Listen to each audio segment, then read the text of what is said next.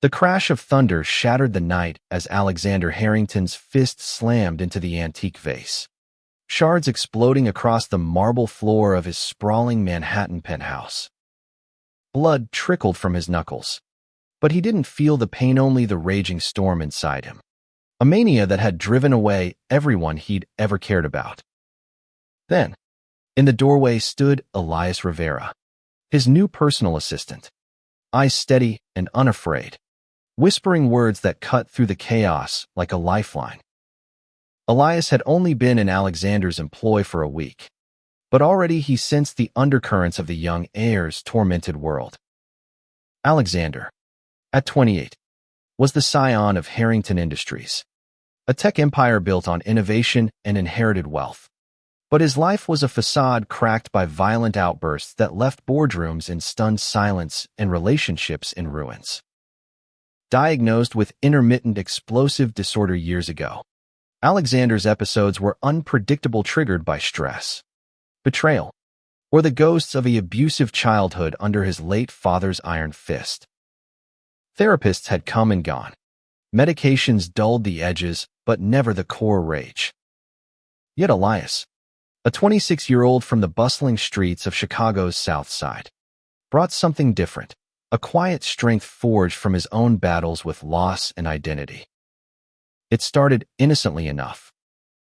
Elias had applied for the job through a discreet agency, drawn by the high salary and the challenge of managing a high-profile client's chaotic schedule.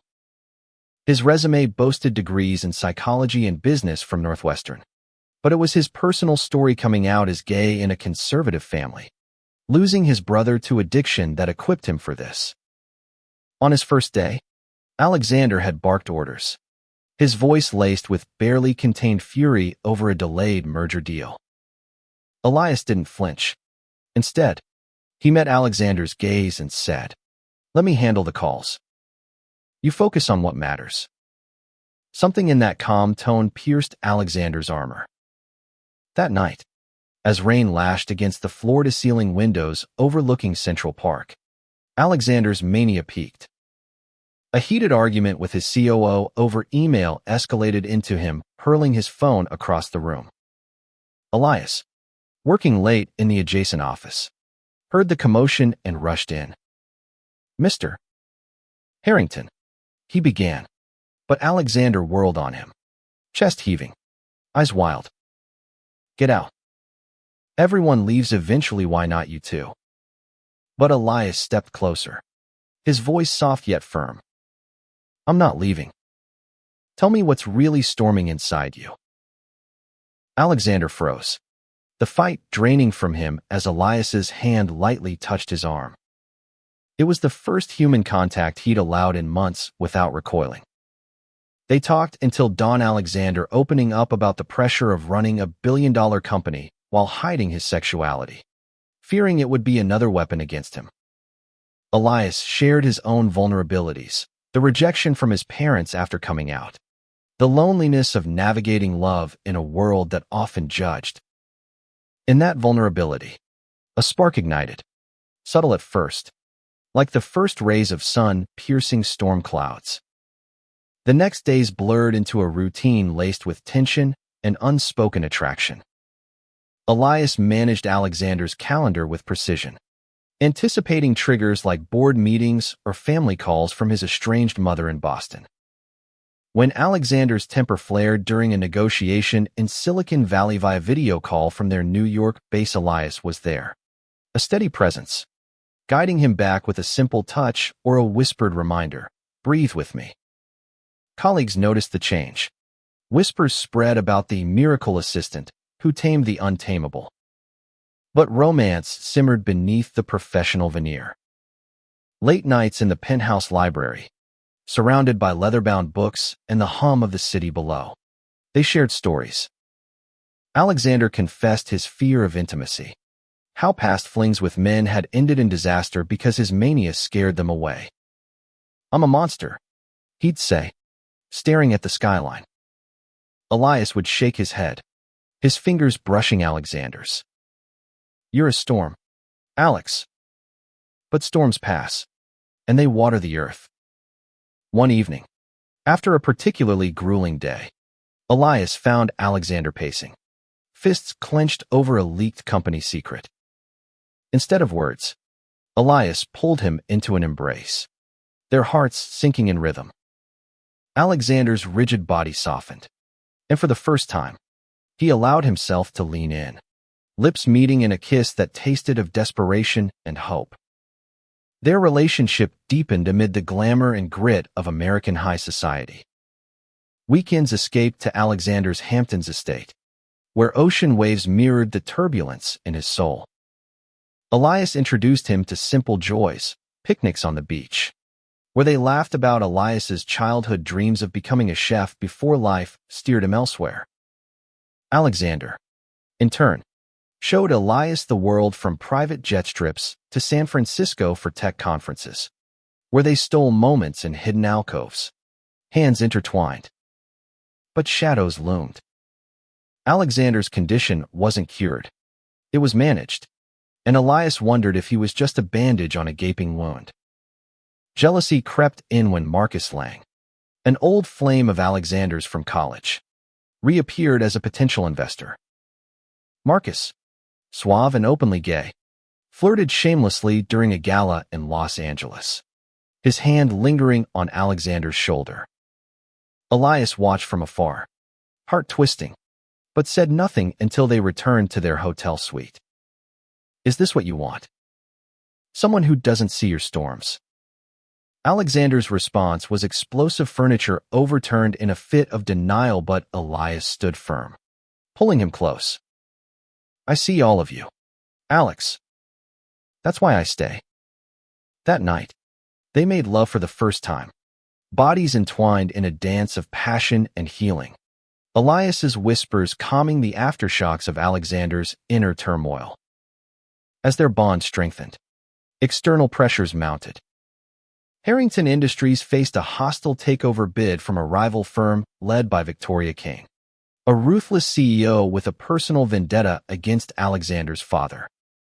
Leaks suggested insider sabotage, and Alexander's paranoia spiked.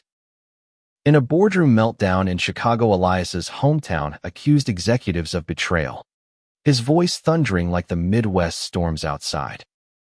Elias intervened, excusing them and guiding Alexander to a private room. They're not the enemy, he murmured, hands on Alexander's face. We fight together.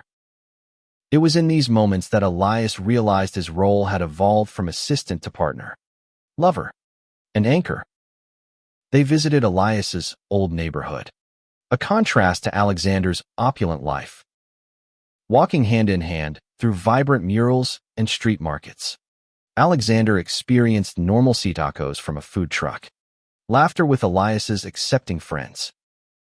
But a confrontation with Elias's estranged father at a family gathering tested them.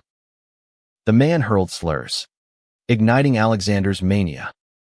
Fists raised, but Elias stepped between, his voice breaking. He's mine, Dad. And he's worth more than your hate. They left, Alexander trembling not from rage but gratitude, pulling Elias into a fierce kiss under the city lights. Intimacy grew bolder.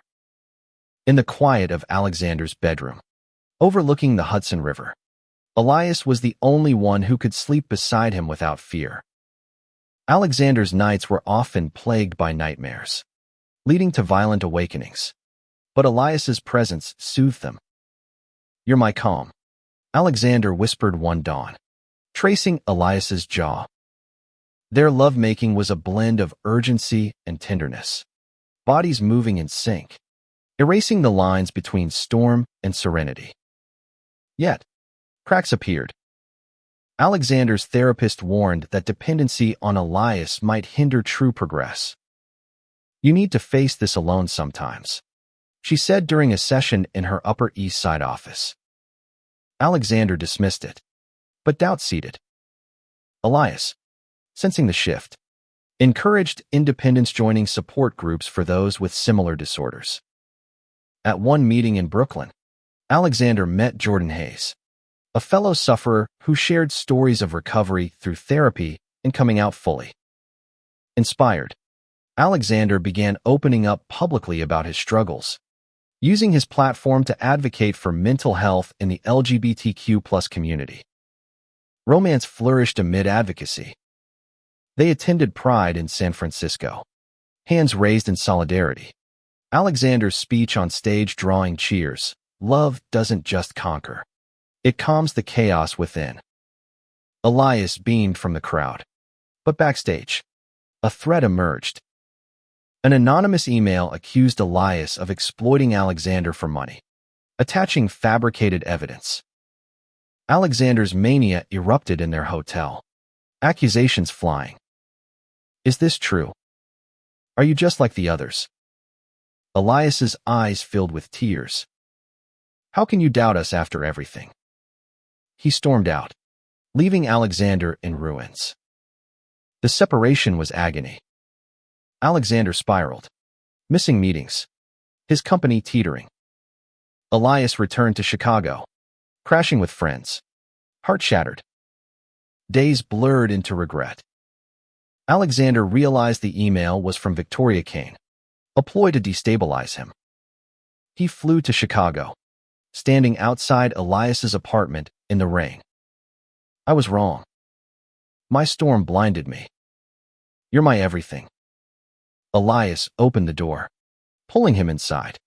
Their reunion a torrent of apologies and kisses. Reconciled, they faced the takeover head-on. In a high-stakes meeting in New York, Alexander presented evidence of Kane's sabotage, his voice steady with Elias by his side not as assistant, but as equal. The board voted in their favor, but victory was bittersweet. Alexander proposed therapy together, to build a foundation beyond his mania. Elias agreed, and they sought couples counseling in Seattle, where Elias had connections from college. Sessions unearthed deep wounds, Alexander's fear of abandonment, Elias's need for validation after familial rejection. Their love evolved into something profound. Weekend getaways to the Rocky Mountains, hiking trails where Alexander learned mindfulness, breathing in sync with Elias. Physical intimacy deepened, nights spent exploring each other's bodies with reverence. Elias's touch a balm to Alexander's scars, both literal from past outbursts and emotional. I never thought I'd find someone who sees the man behind the monster, Alexander confessed under starlit skies. But drama resurfaced when Jordan Hayes confessed feelings for Alexander during a support group retreat in Colorado. Jealousy flared in Elias, leading to a heated argument by a campfire. Do you want someone who understands your pain better than I do? Alexander cupped Elias's face.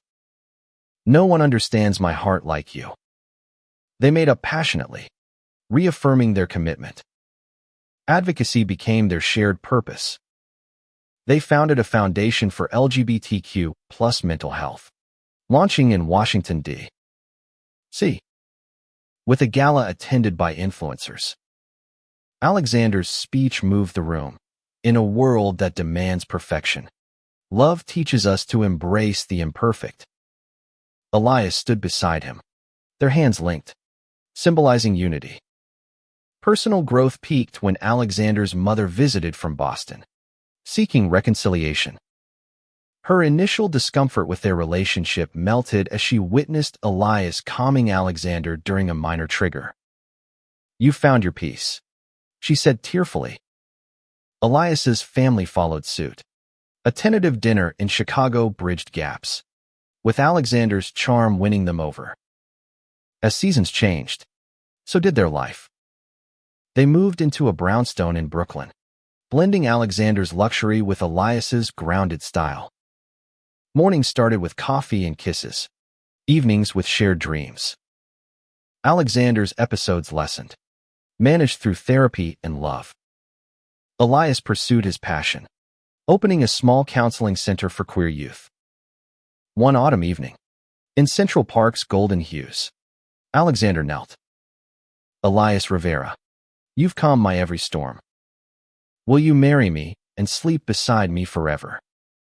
Tears streamed as Elias said yes, their embrace sealing a future of hope. Their engagement sparked media frenzy headlines praising the tech mogul's transformation through love. But not all was smooth. Paparazzi hounded them, triggering Alexander's anxiety during a walk in Greenwich Village. Elias shielded him, whispering affirmations until calm returned. "We're in this together," he vowed. Wedding planning intertwined with challenges. Venue hunting led to Aspen, where a snowstorm stranded them in a cabin. Isolated, old fears resurfaced, Alexander doubting his worthiness. "What if I hurt you one day?" Elias held him through the night. Love is an absence of storm. It's dancing in the rain. Their bond fortified. They chose a seaside ceremony in Malibu, symbolizing calm waters after tempests. Friends and family gathered, a tapestry of diversity. Alexander's colleagues, Elias's South Side crew, support group members. Vows exchanged under sunset skies. Alexander promised to cherish Elias's light. Elias vowed to weather every gale. The kiss sealed their union. Applause echoing like thunder turned triumphant. Post-honeymoon in Hawaii, lazy beaches and volcanic hikes, they returned to advocacy. Their foundation expanded, offering scholarships and hotlines. Alexander's mania, now rare, was a testament to resilience. Elias's center thrived, helping kids like his younger self. Years later, adopting a Childa boy from foster care with his own traumas completed their family. Naming him Theo, after Elias's lost brother, they navigated parenthood with the same grace. Alexander's gentle guidance during Theo's tantrums mirrored Elias's calming influence on him. In quiet moments, lying beside Elias, Alexander reflected on their journey. From violent chaos to serene love, their story embodied hope that even the fiercest storms could be tamed by understanding hearts. It wasn't perfection, but it was real, a beacon for others in the vast American landscape of struggle and triumph. Their love, forged in fire, proved unbreakable, teaching the world that vulnerability was strength, and acceptance the ultimate healer. As they watched Theo play in their backyard, hands entwined, Alexander whispered, "You're still my only calm." Elias smiled, "And you're my forever storm, beautiful in every way." The end.